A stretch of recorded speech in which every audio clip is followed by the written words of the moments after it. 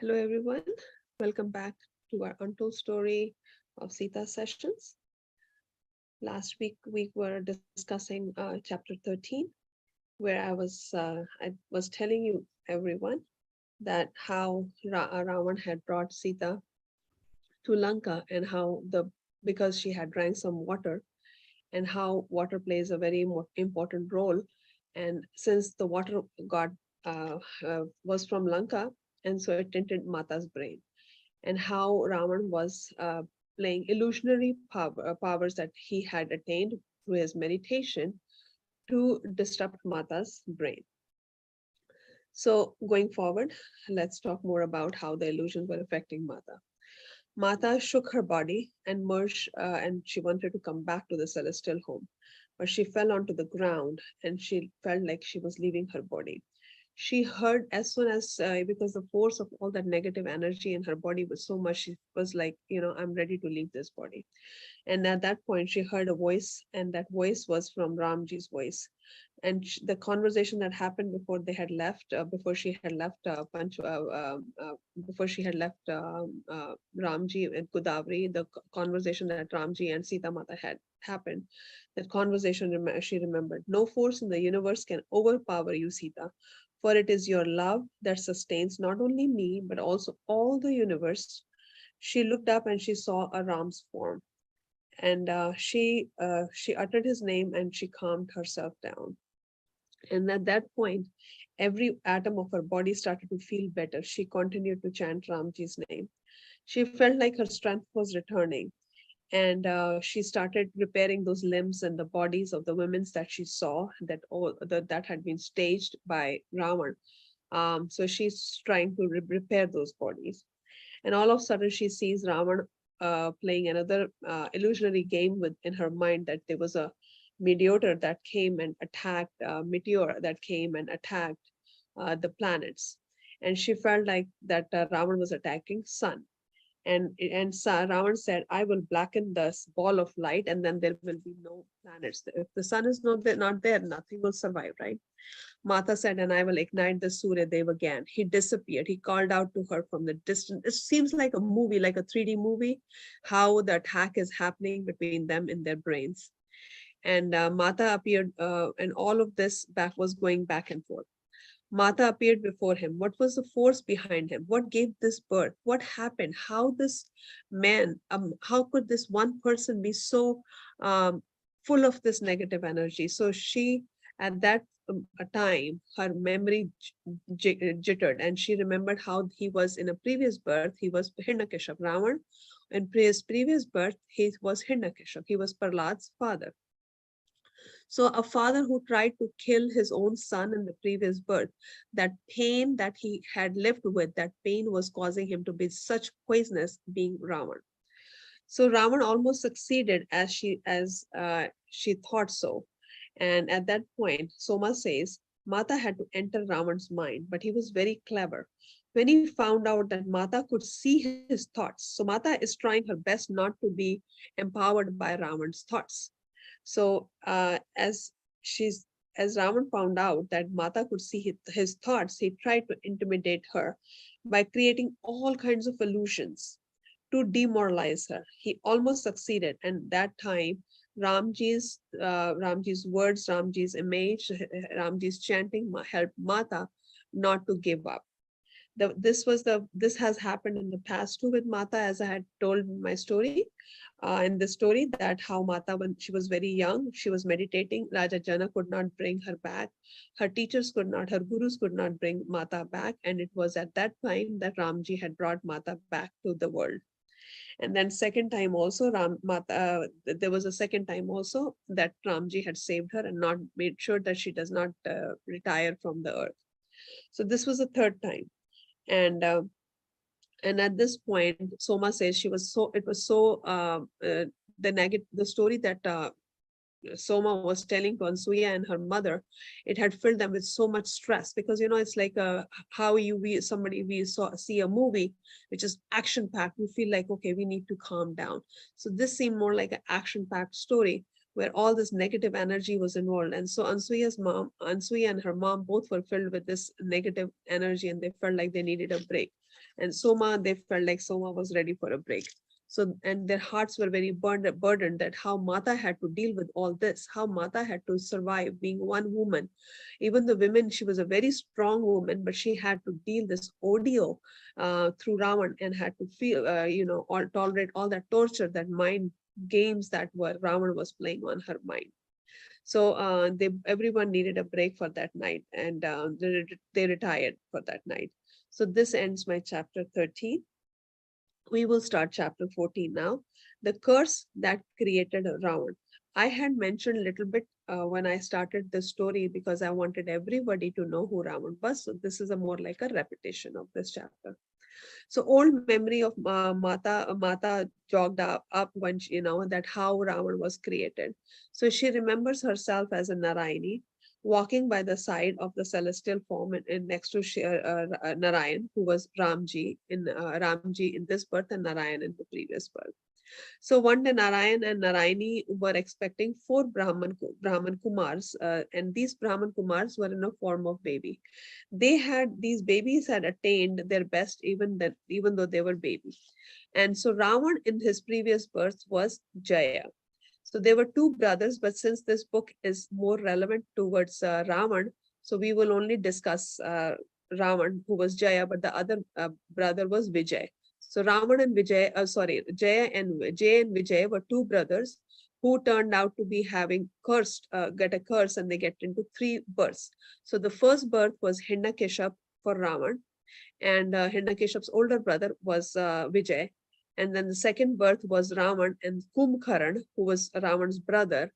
And in the third one, it was Shishupal and one more. He was a king, and Krishna in a form of Ramji, Narayan in the form of Krishna had taken care of that third birth of his. So in this book, since we are focusing on Ravan, we will only talk about Jay, not Vijay. Okay, but this is the story. If anybody wants to know about this whole more in detail, just text Dikshita or Sir here. I can forward the more story from the Google. Okay, so Jaya was a Dwarpal. Dwarpal is like a god to Narayan Narayani. So these Brahman Putra, the Brahman kids, they were expecting, Narayan and Narayani were expecting them. So when they came, Jay was disrespectful to them. And he said, you are babies. You cannot attain the highest, best. Sudhaji, the previous chapters are in the link. I will share it with you. I have your number. I will share it. I'll share you the link to the previous chapters. So Jaya, you're welcome. So Jaya is sorry. So Jaya was when he saw those little kids at the door of Narayani, he was very disrespectful to them because the ego has started to form. Ego is the first form of the negative energy anybody can get. Okay, so ego had formed that, oh, I am a Dwarpal, I'm a god to Narayani, I am so important. So he disrespected them and he said, no, they're busy, so you can just leave. In fact, Narayan and Narayani are waiting on them, right, on those four kids to come meet with them, talk about some celestial meeting and stuff, but he let them go. So instead, when Narayan and Narayani asked, did somebody come? He lied to Narayan and Narayani, another thing that was going against him. So you see how the pattern was building in him. So Narayan spotted those Kumar sages, and he asked, Narayan asked them, you did not come to meet us?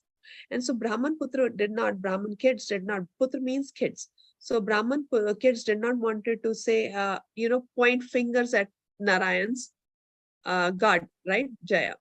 They took a blame on themselves and said, oh, we were busy. So this is a nice lesson to learn to just not to resolve a situation in your real life. Instead of pointing the fingers to other person, see if you can just resolve by just taking a little bit blame on yourself. Oh, we got busy, we didn't come. So other person doesn't get so they thought, Jaya will improve out of this lesson.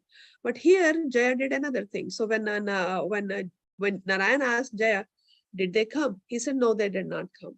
So he was he was lying and arrogant, and he in fact thought that, oh, they Brahman kids must have complained about me. He does not know they were nice kids and they took a blame upon themselves. Instead of so he wanted to give them a hard time. So he wanted to take a revenge with Brahman Putra. So he was trying to be, and he tried that, he will he wanted, he pride and jealousy was entering him at this point, and the seeds of these Narayan and Narayani were watching him, were monitoring him, that the seeds of pride and jealousy was entering and entering into Jaya, and they kept on telling him, please start doing meditation, please start resolving your karma, because this, whatever this your jealousy and pride in the celestial world will start affecting the earth as well. But he did not understand, and his and soon Jaya was getting very upset. So Narayan also told that being lying is not an option in celestial world. You will not be able to remain here long unless you solve these illusions and you take care of yourselves. And they kept on telling him. Instead, Jaya was not happy about everything, and he's starting to complain to Narayan and Narani about how Brahman Putra is. So he's like, saying negative words too. So at this point, all so Narayan and Narayani are trying to explain Jaya that all negative emotions, they cease to exist when one enters the higher celestial or casual planes. And if the shadow of these negative emotions arises, those negative emotions can seep down to the earth. So they were trying to tell him, fix your attitude at this point, but he was not listening. So to get back to them, he saw a woman, Jaya saw a woman carrying a fruit basket to the Brahman kids. So he thought that he should stop that woman in the middle. And so when Jaya saw this woman, he saw with the lustful eyes. And so this woman, she felt that she was very shocked that how this intensity, how this somebody can be this lustful, have looks in their eyes in the celestial world. So at that point, Narayani was just could not take anymore. So Narayani was very upset. She manifested in front of Jaya, and in a very stern voice, she says, your negative thoughts cannot stay here. You need to go away from there. If you don't sit down into a meditation right away, you will be in very big trouble. And at that point, instead of apologizing, see, when you say sorry to your teachers, or you say sorry to your boss, and you be polite, use kind words, other person can give you a chance to fix your problem. But instead, here Jaya was even rude to Narayan. So that was his last problem, last thing that they could take. So at that point, the Brahman Putra, they gave him a curse. So this curse, what I read is, I'm going to tell you, and what I Googled it, I'll tell you that. So according to the Google, the curse that was given by the Brahman Putra was, the Jaya and Vijay, as I told you, the younger brother of Jaya, they both got cursed, go live on earth for 7 janmas, 7 births. So he started crying, and Jaya and Vijay, they both started crying that we cannot be away from Vishnu, Narayan and Narayani for 7 births. That's a long time. So please give us a break. And Narayan and Narayani also asked Brahmaputra, please give them a break. So the curse in that time, once it's given, it cannot be taken back. So they could change the little bit intensity of it, or they could change little bit duration of it, but cannot take it away. So they said, okay, then the second option is that they will have 3 births, but in this all 3 births, they will hate Narayan, and Narayan himself will have to take birth to bring them back. So this is how they have 3 births: Hiranyakashipu, Ravan, and then Shishupal in the time of Krishna. The first time he took Hiranyakashipu was killed by Nrisingh. Narayan had to take an avatar, reincarnation of a Nrisingh, and then second birth Ravan and Ramji came, and the third one Shishupal and Krishna came. So that's the Ravan's 3 births. So at this point, Dina ma'am's this like a subtopic on the chapter 14 finishes. So at that time, Mata hears a music, a song in her head, right? Back to her story, right? So Mata knows now who Ravan is in his meditation. She sits and she calms her down. So Mata knows why Ravan is this way, right? So this song, the chant that she hears, the chant that she feels is from the celestial world. She hears a kid singing a song. And this child is Prahlad, who's chanting Vishnu's name. and she feels that this is a beautiful song. As the song filled the ethers, Raman stopped in his tracks. Who is that voice? So the mind games are still going on, right? That brief moment allowed Mata to reach into his mind, okay? That twisted and perverted mind, and awaken the memory of the celestial song. That when Raman heard that song, he kind of shrank back. Who is this? Why this voice is so soothing? And he starts to cry like a baby. And he says, Mata, why did you leave me?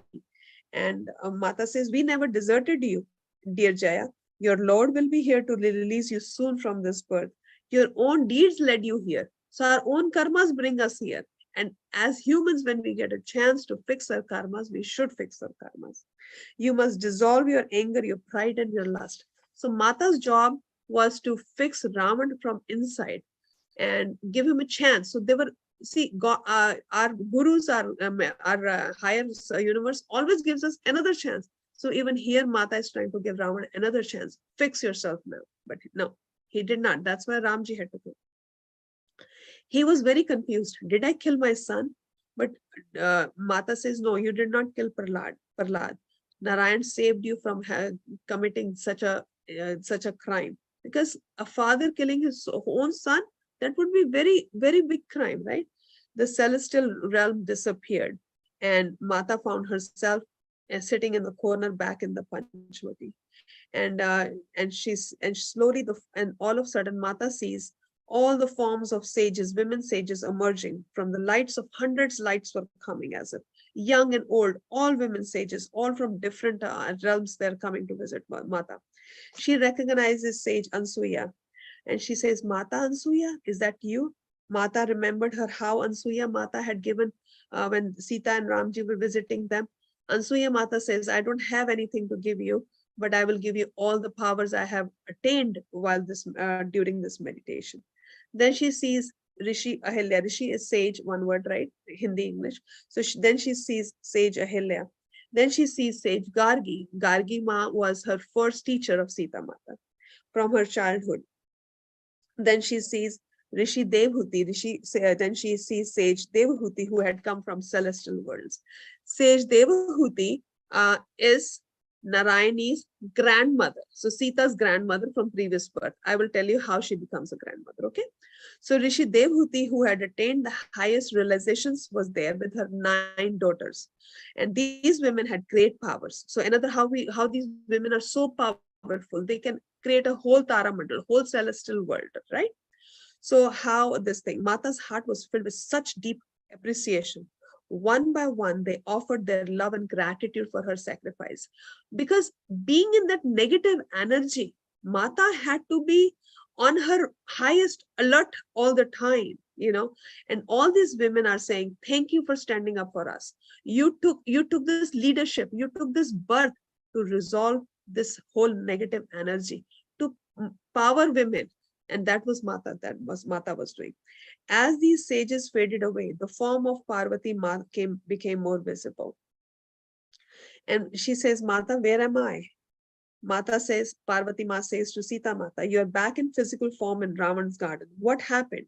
You have remembered the long ago. You all remembered how Ravan was created. So Parvati Mata is trying to tell Sita Mata how the course of action will happen, how this Vaikunt Dham, Narayana and Narayani, whole situation you already know by now, right, Sita? Instead of heeding your words, this Ravan is still being arrogant. That's what Parvati Mata is trying to tell Sita Mata. Then she asked Mata about Shri Ram's welfare, because remember how she drank that water, her brain got tinted, the connection got broken between Mata and Ramji. Then she asked Mata how Ramji is doing.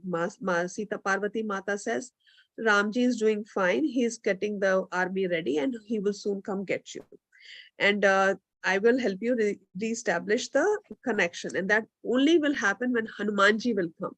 So Hanumanji is a form of, is created by Shivji, Shiv and Parvati. So he is a form of Shiv, right? So he's a form of Mahadev, and he will come and he will help you reestablish the connection. But until then, be careful not to drink or eat.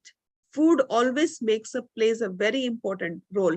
Besides food and water, whatever we watch, whoever we talk, always affects our body. So Mata tells her, Make sure you don't eat or drink here anything while you are here in Ravan's exile.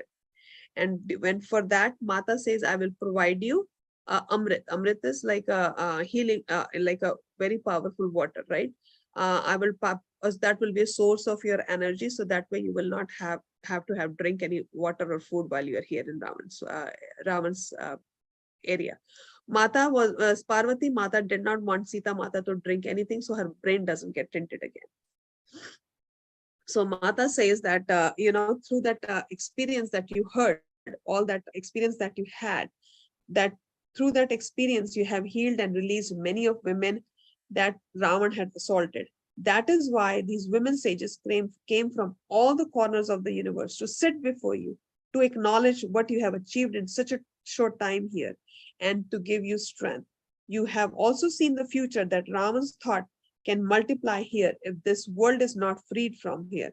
And that is job of Ram. Ramji is going to help release Ravan from all this, right? He will work from the outer field while you work from the inner field. Remember, Mata's work was always from inside work, right? So this is the second birth on the earth realm after many thousands of years. Mata also recalled the reason of their birth. It was not only for Ravan, but also to help the turning of the cycles were turning. The Kali Yuga, the yugas were also changing. So the new patterns of society, the human behavior was changing. So not only for Ravan, Mata, and Ramji had to come to to the earth, but also for to help the patterns that were changing, the human behavior that was changing. They had come to guide the future. Parvati Mata says, I must leave now before the daybreak happens and before the Ravan's people, all the maids come around, all the guards come around, I need to take. So Parvati Mata told her that I will always be here in a form of a little bird around you.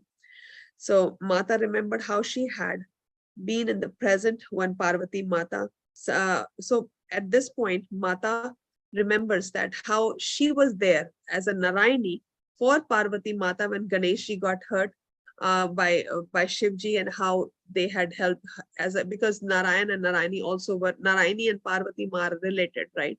So how she was there as a woman to woman, she was there in her pain.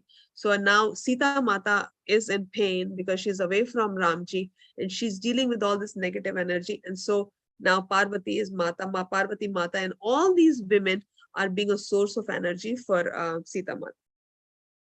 So at this time in the morning, first time she opened her eyes since that day when she had had taken a refuge under this tree. So this lady Asura is demoness, came and offered her food. And she says, oh, thank God you're back from the shock. I thought you would never be able to come back from this shock and you will leave this body. So Mata asked that demoness, how many days I've been here? So she says, I've been here you have been here for several weeks now. So why don't you take some food? So Mata says, no, I'm not hungry. No, thanks. But what is your name? Thank you for your kindness. So her name is Trijata.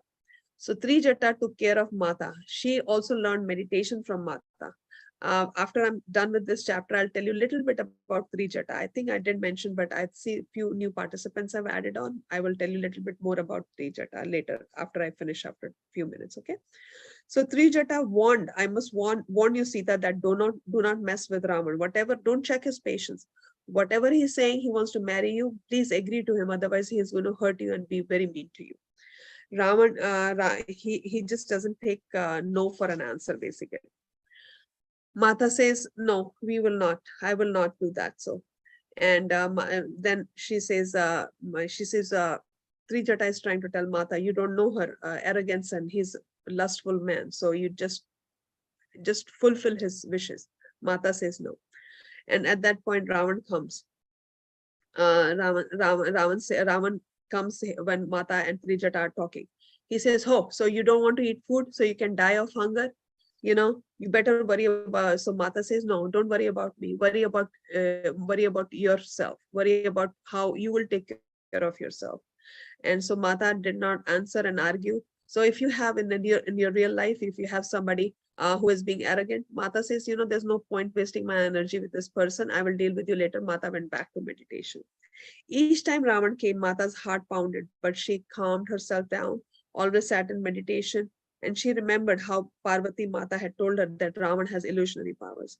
He tried all illusionary powers on Mata, and his anger and frustration grew because he was a man. Whatever he wanted from a woman, he always wanted it, and he was established to get it.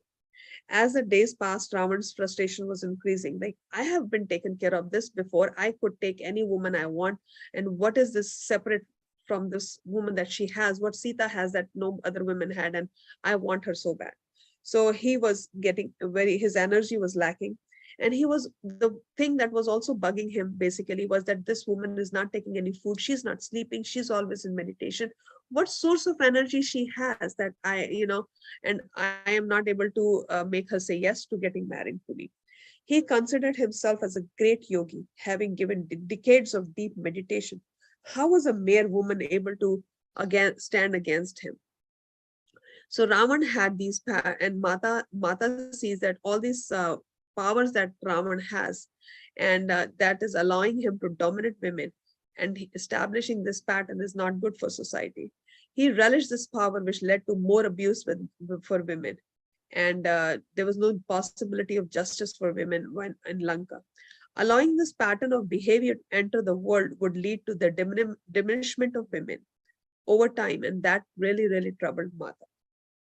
One night, as Mata sat in meditation, Mata sees that how women were going to be treated in future, that people will be scared to give birth. Women will be scared to give birth to daughters because many men can come and abuse their daughter. They would kill their unborn daughters, and that's what Mata saw in her vision.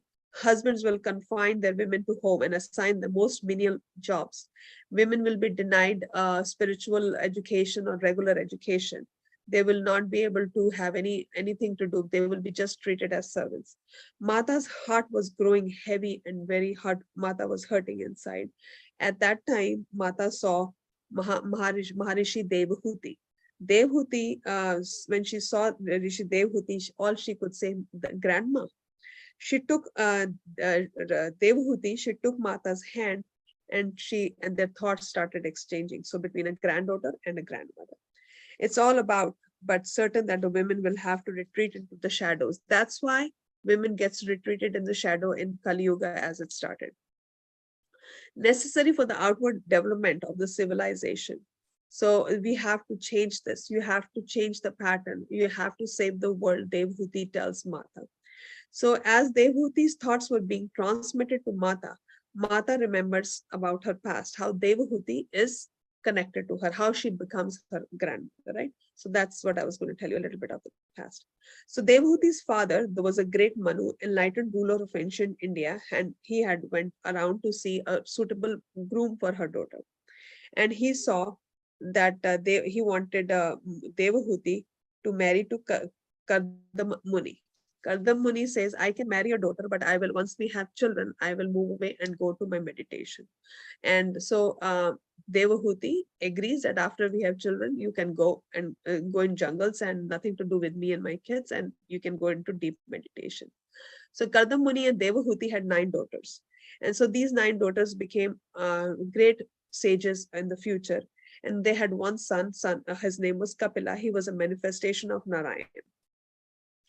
So, so Narayani, she helped raise all these 9 daughters, find the suitable grooms for everybody, and got helped Devahuti at that time. So Narayani, so one of the Devahuti's daughter, Khyati, saw that she wanted Narayani as her daughter in one of the births. So when one of the Devhuti's daughters, Khyati, had a gentle and kind disposition, and her vision was fully open to the inner worlds. Narayani had deep affection for this woman, Khyati, one of the daughters of Devahuti, right? And so Khyati gets married to Rishi Bhrigu. Rishi Bhrigu also had a lot of regard for Narayana and Narayani.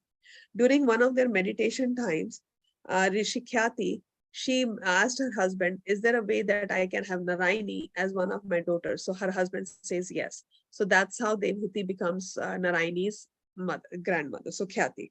So in one of Narayana and Narayani's relationship, you got the circle, right? So Rishi Bhrigu's second wife was Rishi Usana. Usana was the guru of the demonesses. Was the mother of the demoness, all the demons guru.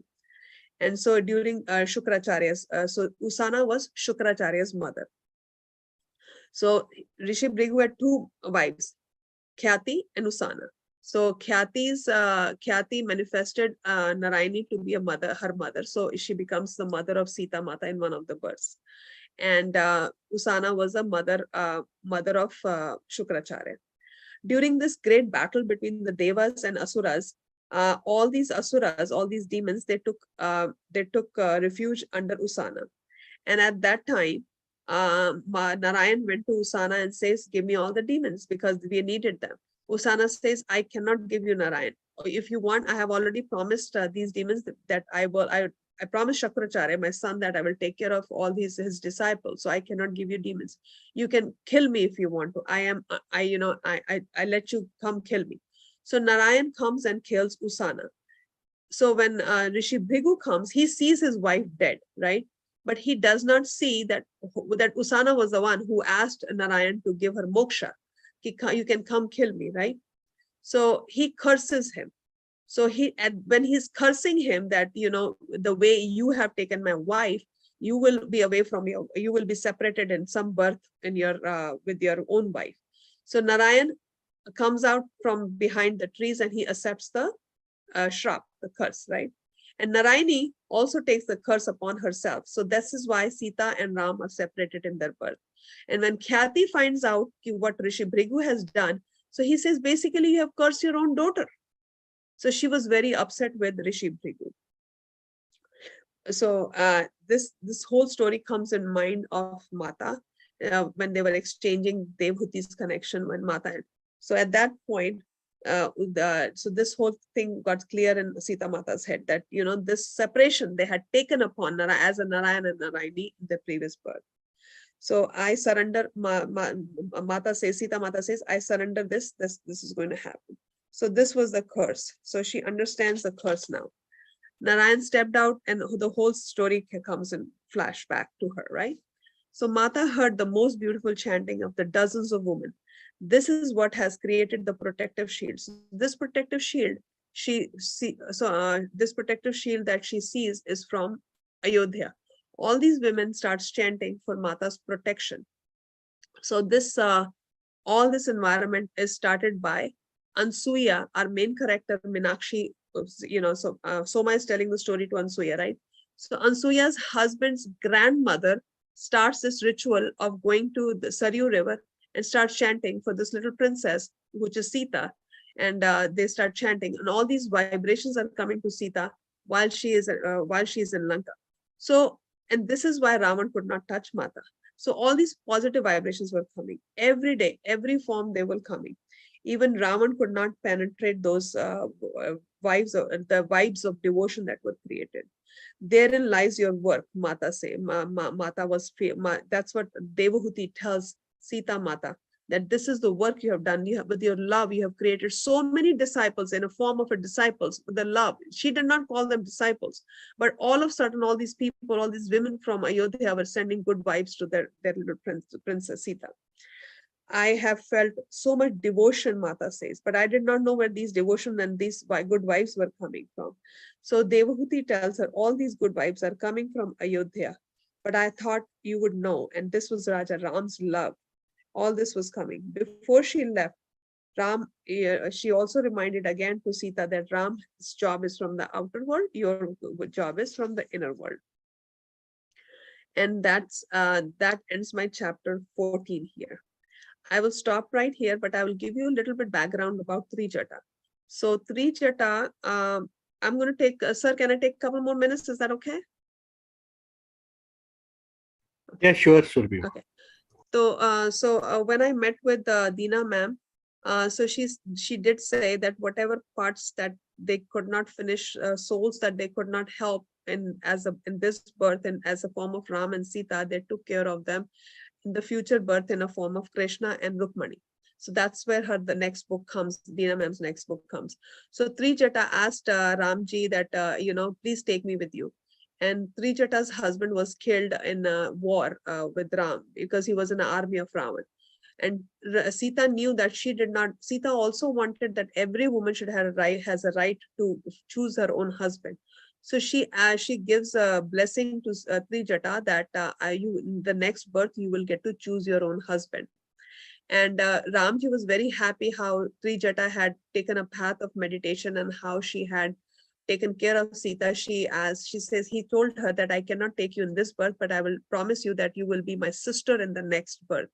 So in the next birth, he is Krishna's sister, and she falls in love with Arjun, even though her marriage was supposed to take place with the Shishupal. Krishna and Rukmani make sure that Subhadra gets married to Arjun. So that was Trijata from the previous birth. So that's my little story on Trijata. I will open the floor for all of you guys if you have any questions. Thank you, masters, for listening to today's session. We will continue with our chapter 15 next week. Thank you, Surbhi ji, for enlightening us with your storytelling on Untold Story of Sita. Ma. Thank you. Thanks Thank a you. lot. Thank you, everyone.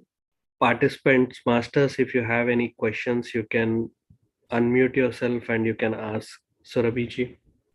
Thank you, Gauriji.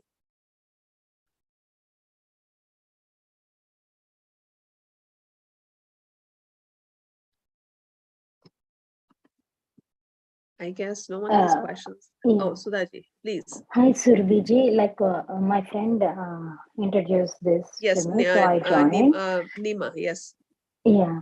Yes. So, Untold Story of Sita, right? So, okay, I joined only from this chapter. So, Yes, yes. I was wondering what might be the untold story. So, it's the same ancient scripture, right? I don't know if I'm. No. So Dina ma'am, this book is based on Dina ma'am's vision. So Dina ma'am wrote all her books on her vision. So her next book is Rukmani and the Turning of the Time of the Era, something like that. But that's her next book. So it's not the same scripture as Ramayana as we know of now, but the whole story is on how women's powers have been diminished. Women have been out of the society in the chapters because Kali Yuga women have been dominated. So Ramayana that we know of now is more of men being dominated over women. We don't know the power of women. Women were so strong at that time, and that's what we know of as if from Dina ma'am's book, from her vision. So this book is based on her vision. So there is a whole character, but you have to listen to the previous chapters to get to know the story, because this story is being told by Soma. Soma is and Soma is telling the story to Ansuya. Ansuya's previous birth was Minakshi, and Minakshi and Soma are friends from previous birth, and also the maids to Sita Mata. So there were 4 maids: Usha, Soma, Ruhana, and Minakshi. They were there, and so when Mata left for exile, Minakshi leaves her body, and before she leaves her body, she says, Soma, I don't feel that, I have come with Mata from Mithila to Ayodhya when after the marriage, but I don't feel that this country, Ayodhya is mine. So is it possible that next birth that I take a birth, I feel Ayodhya as my own? She says, yes, that will be possible, because Soma was very high in meditation. So, and so next birth, she comes into form of Ansuya, and she is born in Ayodhya. But as Minakshi, before she leaves her body, will you be there? She says, yes, I will be there. So her rebirth happens. So Soma is more like 80, 90-year-old. And this Ansuya now is like a 20-year-old who's getting ready to get married. But how she carries her fears from her previous birth, and Soma is a healer now. So her mother has brought her daughter to get healed from Soma. That's what their intention of this whole trip was. So Minakshi had her fears that she should not marry because of the curse in the family. And so that fear is transformed into the reincarnation of Ansuya. So that's a little bit recap of the story. Okay. I'll go through the previous week. Yes, but you can personally text me. I have read this book on different platforms. This is my 6th or 7th time reading the book. And I promised Dina ma'am that, as as many people want to hear the story, I will tell them. On weekdays, Monday through Friday, between 1 p.m. and 3 p.m. is a good time for me to talk. If you want to know more about the story, my daycare kids, Yeah. I run a state licensed daycare. So my kids are napping. Just text me that you want to talk to me during that window so I can plan my afternoon, and we can discuss more about it. Sure. Thank you. Thank you. I I will want send you to the link. I will want send you the to know, like, from the Yes. author's perspective. If I Yes, read yes. it is in my own perspective, so might be your way of explaining Yes. will give more and light Yes. into the Yes. story of my Definitely. understanding. Yes, Thank you, definitely. Dixie. You're welcome, dear. And I will send you the links as well to the previous Thank you. sessions. Thank you. Mhm. Anybody else, please?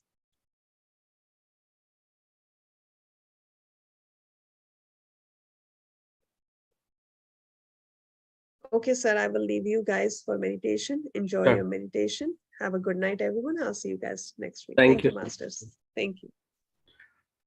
Masters, now we will do meditation for 20 minutes. So uh, sit in the sitting posture with hands crossed, and I will start the music, and we will close your eyes and we will do meditation for 20 minutes.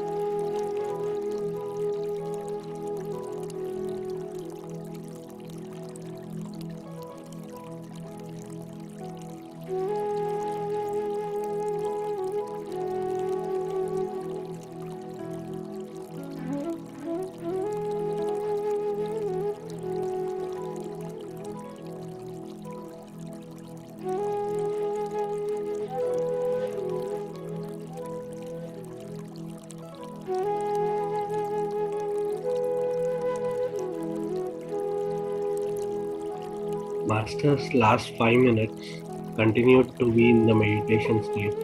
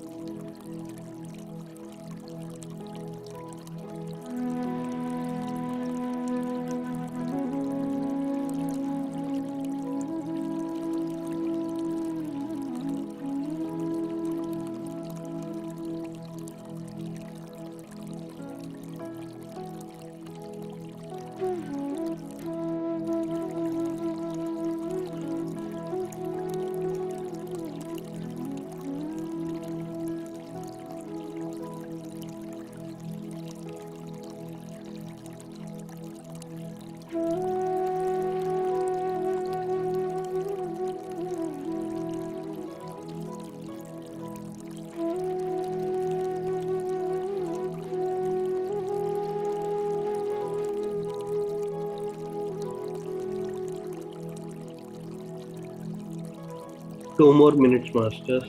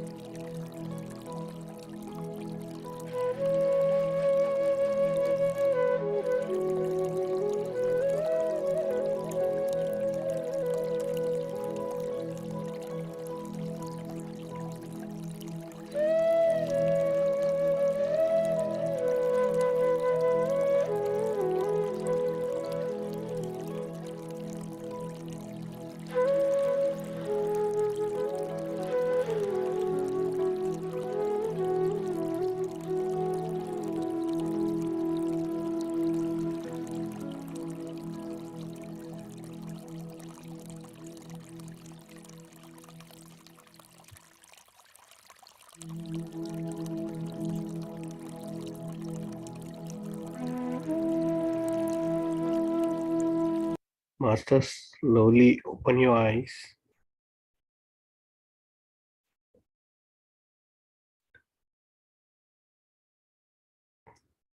Thank you, Masters, for joining this particular session. And I wish good night and good day. Thank you all for joining. Thank you.